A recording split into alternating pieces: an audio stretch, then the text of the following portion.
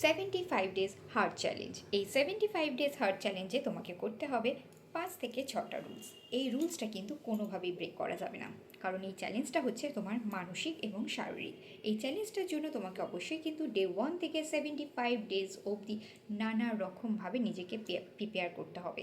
এই প্রিপেয়ারের জন্য অবশ্যই কিন্তু তোমাকে 5 থেকে 6টা রুলস পালন করতে হবে। এই 6টা রুলস কোনোভাবেই ব্রেক করলে তোমাকে আবার প্রথম থেকে শুরু করতে হবে।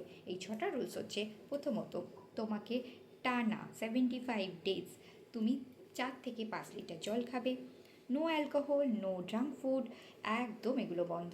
যতটা পারবে লাইট খাবার খাবে, আর করবে দিনে 2বার করে এক্সারসাইজ করবে 30 থেকে 40 মিনিট। সেটা তোমার যে কোনো কিছু হতে পারে, ওয়াকিং, তারপরে হচ্ছে রানিং, নানা রকম যোগা, সব কিছু এর মধ্যে থাকবে।